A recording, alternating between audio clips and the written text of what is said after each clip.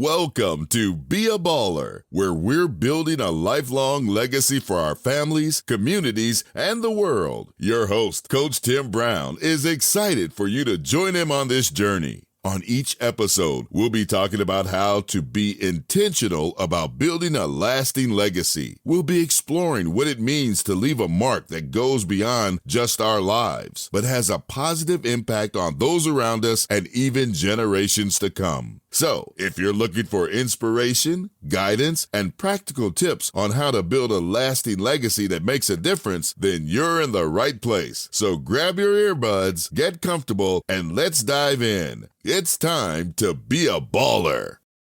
Welcome to Be a Baller podcast, where we celebrate leaders, dreamers, and legacy builders who are shaping culture and purpose.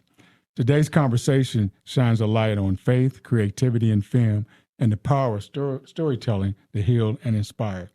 We're honored to have in the studio the creative minds behind the new holiday movie, #Worst Christmas Ever. We have actor, producer, and director Mo Hall, co-writer and co-director Tony L. Patterson, and the film stars Shanti Lowry, Mo Ashley, Jane Mauder. I was good. This movie isn't just about Christmas gone wrong. It's about finding hope, love, and redemption when life doesn't go as planned. Welcome to Be a Baller. That was a good tagline. Thanks for having us. Thank you. I want to start out with some fun stuff since I got this fun class. Let's do a quick round of holiday hot takes. Okay. Wasn't prepared. Let's go. Yeah. Favorite Christmas movie growing up? Home Alone 2. Ooh, that was fast. Wow. Home Alone 2, not yes, 1. 2. Wow. Yeah, I know. I'm a 1 girl if I'm going to do Home Alone. I'm a Love Actually fan.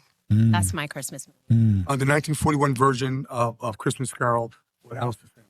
Wow, you went back. Old school. You went back. The Grinch. Okay.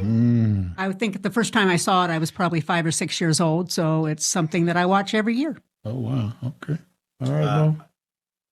Elf? I think Elf was mine. Yeah, Elf was the one for sure. That makes sense, Mo. Yeah. That makes sense. I'll take that. I don't know how to take that. I know. How about this one? Best or worst Christmas gift ever received? I have a terrible story that just came to my mind, and I'm literally telling myself not to tell it. Do As it. I'm telling it. My husband, for the first Christmas we were ever together, and he's in the room just so everyone can appreciate that he has to hear this story. He got me a gorgeous necklace from a fancy place with all the wrapping and and it was so ugly. Oh. And I opened it and I literally tried to pretend. I'm an actor, so this is sad because I tried to pretend I liked it and a tear came out and he knew that I hated it. Wow. It was our first Christmas together ever, so we were, learning each other's tastes, and he's gotten so much better since. But That was the last time you got jewelry. Absolutely not. For many years, it was. No, that's right. What's this hat? That's your Christmas hat. And you deserve it. You deserve it. Yeah, I was not a good person that day. I feel bad. I got to say my best had to be one of the Scrabble games that my mom, every year she got us a new Scrabble game. We got the 10-year anniversary, the 25, the 35, and the 50-year anniversary Scrabble game in our home. Wow. That's awesome. I would have to say we were giving my grandfather, we call him Pops, a gift. He opens it.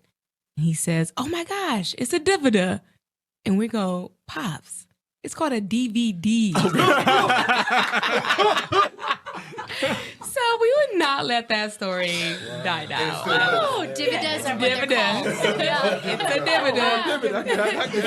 Like, is that what you've been calling it this whole time?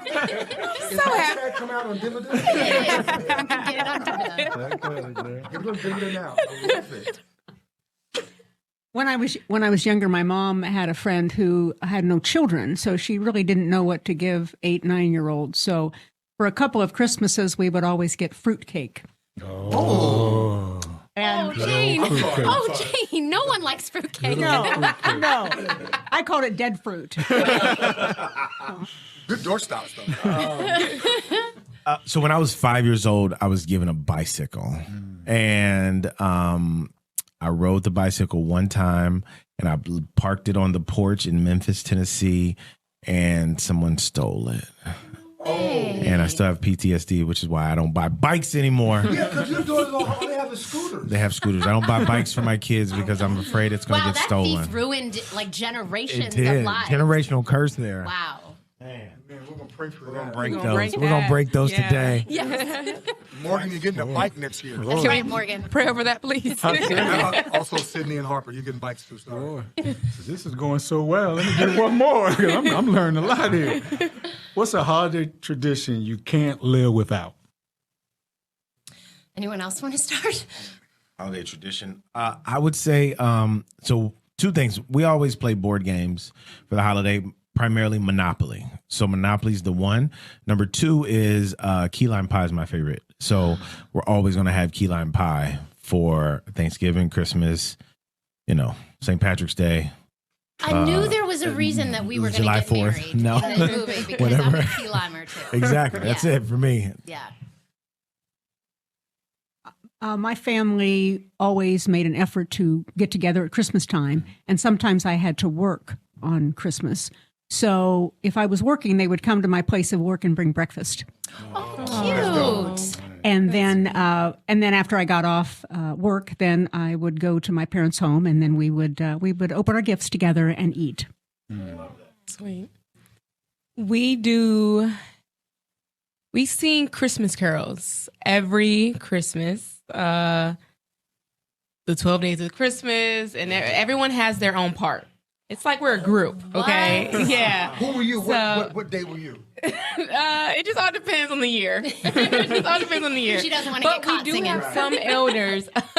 We do have some elders that only say certain days. Okay. We Why, do. why did you touch Tony when you said elders? Wow. I'm just saying. I just asked. Just a question. Just a Elders. question. I didn't know. Come on I wasn't sure. This is my elder. That is true. This is my You elder. better respect. I apologize. Yes. Well, two traditions. One, growing up, Mom would always allow us to open one present, like right at 12, and then we watch movies until we fall asleep, and then whenever we wake up, it's time to open the rest of the presents. As I raised my kids, we did the same thing, but always Christmas breakfast was like, you got to do that. Yeah. You got to do that. I love hearing that because we definitely opened a present the night before.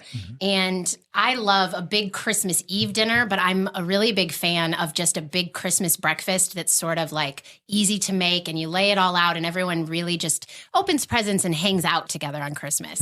I'm not a fan of like a traditional sit down because Christmas should just be like lazy a little bit. Yeah. Yeah. This is good. This is good. Now, this really leads to the next question. Okay, we're talking all these great Christmas stories. So how did the idea for hashtag worst Christmas ever come about?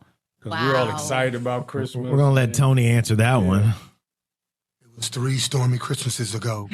So 3 years ago, I traveled from L.A. to Atlanta, where my ex-wife had moved with her new husband, and we always have Christmas together, our children. And when she moved, you have to know that children will follow mommy wherever they go. So I go to my ex-wife's new home on Christmas and sleep in their house Christmas Eve to wake up to my children's flights being canceled. I spent Christmas with my ex-wife and her husband without my children. Hashtag worst Christmas ever. And now she's inviting people over. We're going to play board games. I was done. So then Mo said, I come back home, I tell him the story. He goes, we should write about your pain. He didn't say pain. I said that's a movie. And that's it. Hashtag worst Christmas ever is my experience. And I'm here I lived through it and I loved it. No, Tony, way to go. I'm getting better when I talk about it. Yeah. I don't know. That was very emotional. I felt like you needed a hug. Well, the medication's kicking in. Okay, good. Mo, your generation's been remarkable. I've watched you grow from a national champion at Ohio State to an actor, writer, and a film producer. What inspired your shift from the football field to filmmaking, and how has your faith guided that transition? No, faith has been huge. Obviously, growing up, that was one of the biggest things in my household. My dad and mom. It was like, hey, God is number one, and as I continue to rely on God, I continue to grow in success. Obviously, from academically and sports wise, and then when I needed God the most was after I finished football, right? So after 23 years old, this is what I've been doing. I'm growing up in the same place where I've had the success as a football player. So this is how people know you, and now you don't have that anymore. Who am I? What kind of identity do I have outside of football? So that took a lot, and it took a lot of belief and a lot of prayer to get through that and find the next thing for me, which ended up being acting. And thankfully I was able to find that, and then from there, I prayed about how to get into acting and pursue this next passion, and God made a way for me to get there through Target, working at Target, getting promoted at Target, and Target transferring me to Los Angeles to pursue it, and ultimately God taking that job away from me. Thank you, God, but I needed it at that time, But and now essentially doing what I'm doing now. But it all started with just continued hard work, continued faith in God, faith in myself, and then just getting better. It's important to you still gotta be great at what you do in order to get to where you want to get to. So that's been a great. Good stuff. Yeah, I knew you as a little sideline reporter or whatever, and now seeing you on the big screen. That's how I got into it. I had my first live shot, and they said, throw it out to Maurice on the field, and Maurice said, back to you. That was my first live shot, and somebody said, take an acting class to help with those nerves, and the next thing you know, I said, acting is it. So, Shantae, Mo, and Jan. Jane, I'm sorry, Jane. What drew you to this story, and how did your character connect to something deeper in your own life? I'm sure there's always a connection somewhere. Yeah. You read the script. What drew you to this story? Yeah, you always have to find a connection as an actor, because that's your way to be authentic. You don't have to feel everything that your character does, or you wouldn't make all the same choices, but you have to understand why. And sometimes that's harder than others. This was very easy for me to connect to. Alicia is just a loving mom. She loves her children and therefore loves her children's father, even if they're not married anymore. And she definitely loves her fiance and her new life she's leading. And she leads with love and is, trying to include everyone all the time. And that was sort of easy to get into. She's just a loving mom. There's a lot of drama that happens, and that's also easy to get into because at Christmas, there's always drama, right? You have expectations, and then everything goes awry, and it's stressful. But when I read the script, it just felt real. It felt like a real situation because it was. And it was written beautifully, and I just felt like I want to be on set and film that, and I also want to see that. And so that's when you should probably do the part. Good. For me, with Haley, for a young lady to go after her dreams, that's something that I can definitely relate to, especially in the time where, like, living in LA, with a child.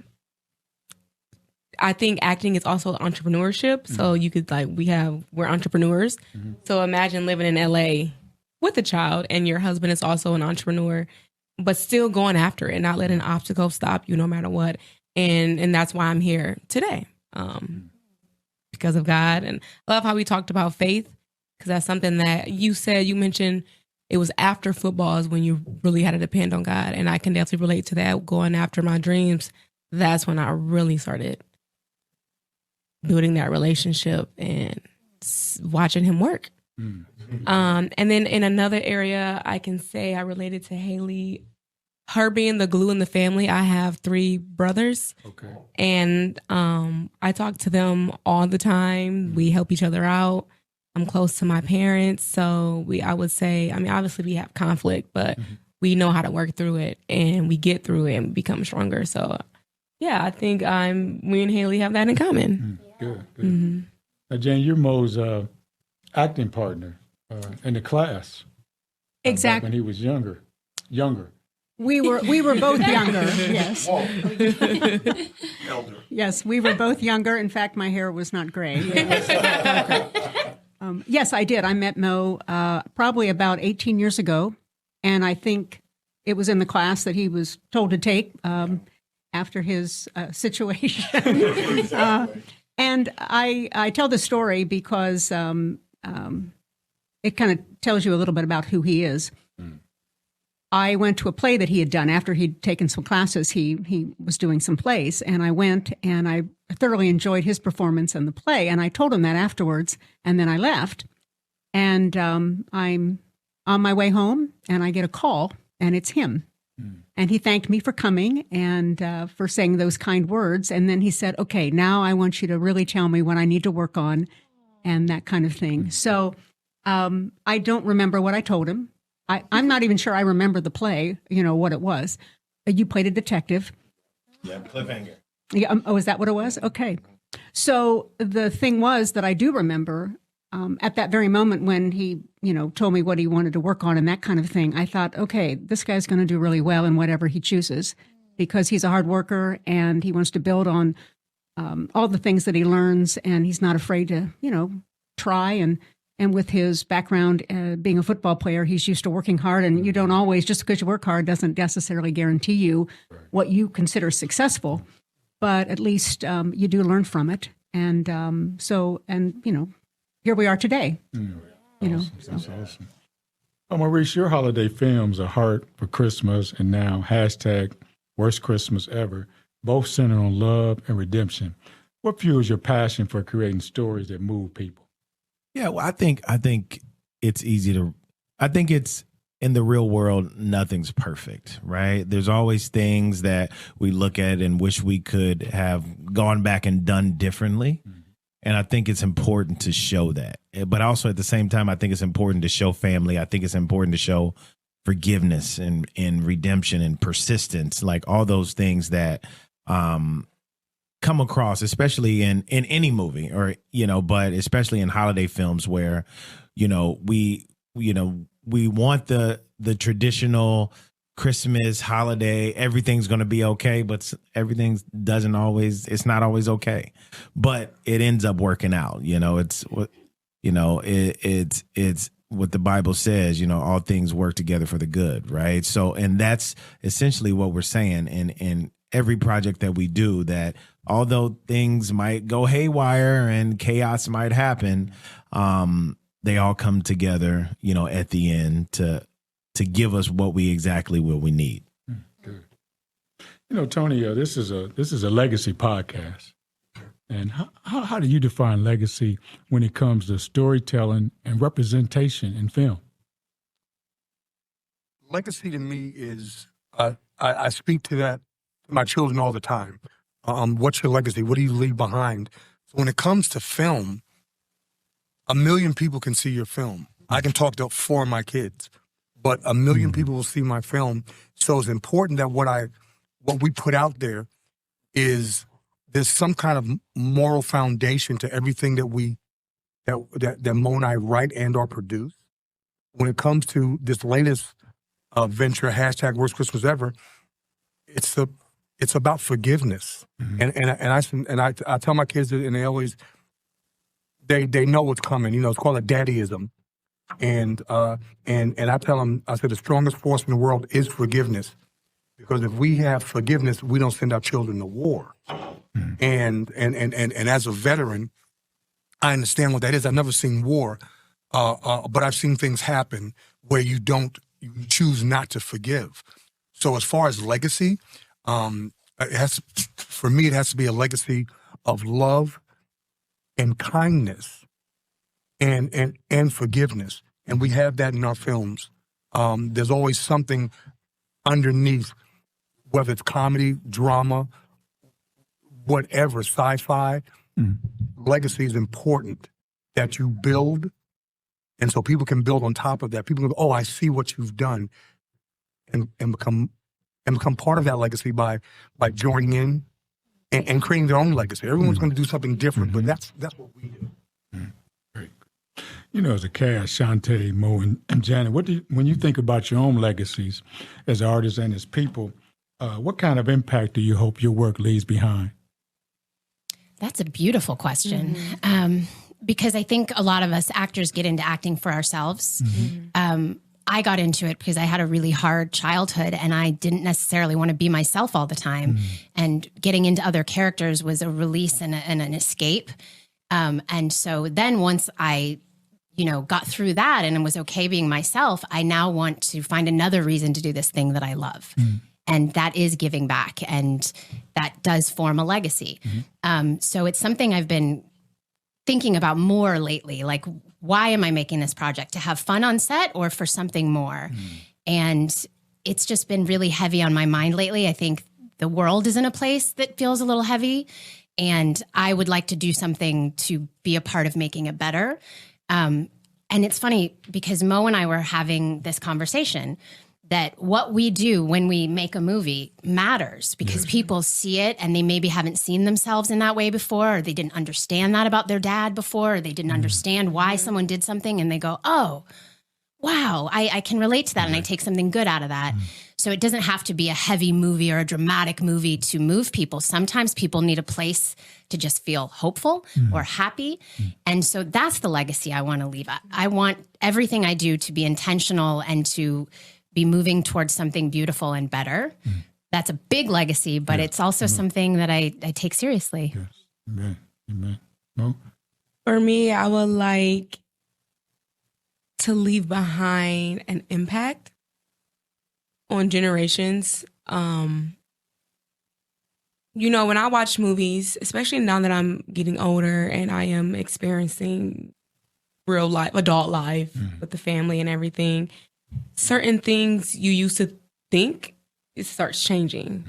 And a lot of the time, movies can influence and open someone else's perspective or something, or even bring in communities together because, you may be a Black man going through something and someone could be a white male and not really understand the difference in our worlds. But when you're giving an image, a vision, and you see it and you watch it, then that can be like, oh, you know what? I can see now. Like my eyes have been open now. So it's like making changes, making topics that aren't talked about, that's not normalized, to normalize it. Get information out there, get history out there. There's a lot of work to be done. And I think movies, TV shows is a great way of influencing change and positive change.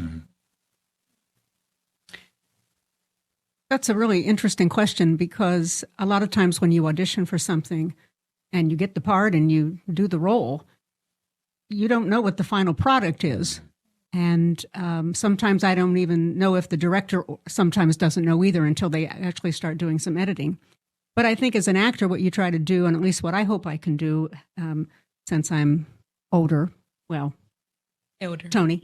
But I think that I hope that what I can bring is make it about the work and not about myself, but about the work and what the vision of the all the other artists are doing, and be part of a team. And I found that when I've done that, I enjoy it, and I also then it allows me to help in other ways, and want to promote, newer people, newer artists and newer directors and writers and things like that, and help out in other ways besides acting and in promoting or whatever else there may be to do. But it's a fun thing to be a part of, right. And the more you're involved, I think the more you want to know about it. As we think about the movie, especially the title, that hashtag worst Christmas ever, we know that grabs people's attention. Was there a moment during production when you all realized that this is bigger than a movie? That this is bigger than, this is a ministry. As we're talking now, this is an opportunity. This is bigger than a movie. Yeah. I did. When I read it, I felt like this was a beautiful movie for a dad, reclaiming and his family. And there's themes of that.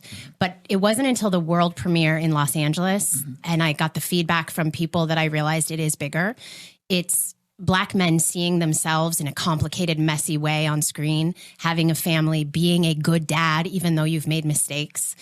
That's big. And we don't always get to see that. I think other cultures do. There's anti-heroes that people look up to in other cultures. But in the Black community, I think sometimes men can get demonized or villainized. And this is the opposite of that. This is a movie that talks about a good man, a good father who is not perfect because that's real life. And then he's making changes and actually taking steps to be a better person. Again, it's real life. So it was beautiful to see that it touched people and that it seemed like it was something that some Black men especially needed to see. Good. I think that's a mic drop. Yeah, I mean, I think it always comes when you get a chance to watch the movie with a group of people who don't know you and they're literally just looking at the movie as a whole, and you see how it touches various different people different ways. You know, someone picks up on the redemption, someone picks up on the relationship, you know, and it's just, it's great to see that. Obviously, when you hear hashtag worst Christmas ever, it like you said, immediately catches your attention. You're like, this is going to be something crazy. And, but you get a chance to see the complications of things and relationships and blended families and all those different things that are like we've said, real life. But you get a chance to, understand the empathy that comes with it from every single character, from the son who has the issue with his dad to the dad who's all he's been trying to do is provide for his family, but the problem is he hasn't been at home. So he's been working. Work was what he was taught growing up to provide for your family, but as a result, he lost his wife, right? And with the daughter who, you know, she's an entrepreneur, but she's also a daddy's girl, and she understands dad wasn't there, but dad was trying his best, you know. And then you have, you know, my character who plays the almost insecure fiance, and you know, understands that, you know, my stay-at-home job and his work job, even though I want it to be the same, it's not the same. But at the same time, we still have to have the respect for each other as we, you know, go through this relationship of my new fiance and his ex-wife. So it touches on so many different levels that I think people take. As we think about the movie, what are some lessons about grace, forgiveness, or family do you hope that viewers take away, especially especially those facing tough holidays? Can I just say that it's possible? Like, people need to remember that grace and forgiveness and hope are possible, and that you do have to try. You have to make an effort, and sometimes it doesn't feel exactly how you think it's going to feel, but it's still worth doing. I don't know if anyone else. I would say I'm trying to see how to say it without giving anything away, actually. Come watch the movie. Okay, so when there is a conflict in your relation, within the family, which is a relationship, to be open-minded when you are receiving it, because your perception is reality, but also you got to remember that other person's perception is reality as well. So they're saying this is X, Y, and Z, and you're like, no, I'm A, B, and C, and y'all not meeting up. Y'all have to both meet in the middle, you know? So that was my biggest takeaway. You know, Maurice and Tony, as a storyteller and father, how do you see the next generation of filmmakers, especially Black creators, shaping the future of inspirational cinema? Honest filmmaking. You know, we can have the tendency to say the things in a crowded room that we think they want to hear that's acceptable. Negative. No, I don't. We want to speak to truth.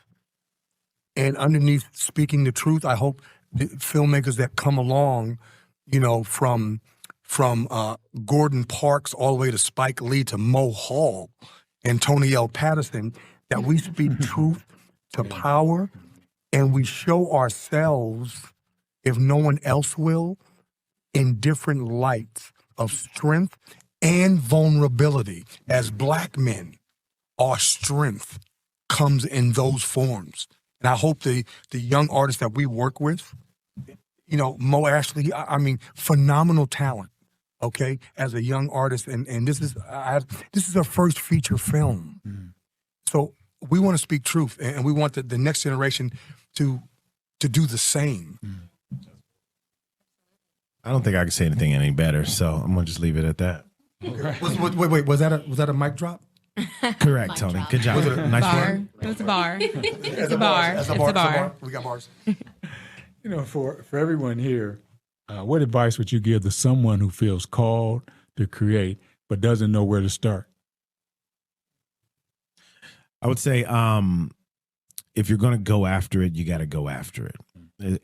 Especially this business isn't I just want to try it out because there's too many people doing it. And there's too many people that are great that aren't getting jobs. So if you're going to really go after it, you got to go all in. There's no, I'm just going to give it whatever. It's like I'm going to train. I'm going to take classes. I'm going to do all the necessary things I need to do, get headshots. Yeah, and if you're willing to do that, then get in it. But you got to be willing to go all in or it's not worth it. And don't forget, if you love it now and you're wanting to get into it, to remember to love all aspects of it or don't get into it. Love the training, love the rehearsing, love the going into the auditions and just meeting people. You don't have to love not getting a job and hearing a no, but don't fear an audition and go, oh God, it's going to be so bad. And because then why are you doing it? You're making your life unhappy. Go into it because you love it and remember to keep loving it as you're working hard, as Mo said. I would say I personally think it's an excuse to say I don't know where to start in this day and age. Way too much information out there nowadays. You can start. It doesn't have to be right, but you can start. There you go. 100%. I was listening to a podcast and they actually referred to a local pastor saying that if you're really passionate about something, you'll figure it out. Oh, come on. And I think that's in anything, in life and anything. So part of it has to be passion. Yeah. That's good. Tony, No. Passion is what drives me. You know. I talk to my kids, and the daddyism is the good news is daddyism 101. The good news is it's up to you. The bad news is it's up to you. All my kids know that daddy not again. We in that little church in here today. All these We're gonna raise the daddyisms offering. and all Can we that. get the deacons? Leave it to me. Make sure you love me. As we wrap up, I just there's one thing about Mo. His dance skills are terrible. Everybody knows that. Make sure everybody knows that. We're getting real. Mic drop. Wait till you see the movie. I was just going to say, he's not so bad. Wait till you see the movie. Your boy got it. That's one thing Mo did. We're just gonna tell the truth. Mo was not a club man. Hey. In high school, You went to the in clubs college, with him? Tell me about that. I need to know. He said, "Let me wrap this up." Yeah, let me wrap this up. I said, "I'm doing." Now we get personal. Ask you a couple of questions. Pastor Coach Tim Brown. I wasn't there. I just heard about it. You heard the word on the streets. Let me put it that way. Word on the streets. We'll leave it at that. Rumor has it. But I want to thank you all for joining me today on a Be a Baller podcast. This has really been special to me, and it's been a blessing seeing Mo. But most importantly, I'm blessed to see the people that he surrounds himself with, which is so important. As we talk about advice for young people or people want to start out in this deal, you got to make sure you're around the right people. You just can't be around anybody. You can't be around them naysayers. You got to be around those who can encourage you that you can do this, you can make it happen. And we know when God has a plan for your life and a purpose for your life, it'll happen. Yeah. Here's a man Amen. that, when Mo left Columbus, we were just I was shocked. I'm like, he's going to do what? Going to act, this is Mr. Mo Hall, all state football player, Ohio State national champion, and he's giving all that up to do what? But when God has a calling on your life, it will come to pass. It may not happen overnight, but it will come to pass. I'm just so excited to see the work that he's doing, and I want to thank you all. I want to thank you all for pouring into this young man. because he's way out in California. He's from Columbus. And Someone's he gotta needs those watch him. people. Somebody's got to watch him. Someone gotta take care of him. I'm glad he's got the right people. So thank you for being here and reminding us, even in the worst seasons, faith, love, and perseverance can bring out our best stories. Hashtag Worst Christmas Ever movie is more than a holiday movie. It's reflection on grace, family, and the legacy we built through resilience. To our listeners, remember, legacy isn't about perfection. It's about the lives you touch, the stories you tell, and the hope you leave behind. Come on now. So I want to thank. Go. Make sure you go stream hashtag Worst let's do Christmas that. Ever. Make All sure you do platforms, that. November 18th. November 8th. Until next time, keep building your legacy, one story, one dream, and one act at a time. If you've enjoyed this episode, please share it with family and friends. The Be a Baller podcast is available on all major podcast platforms. This podcast was created by Coach Tim Brown and recorded and edited by the video production class of Worthington Christian High School. Be sure to come back next week as we continue to discuss on how to build a lifelong legacy. Until then, don't forget to be a baller.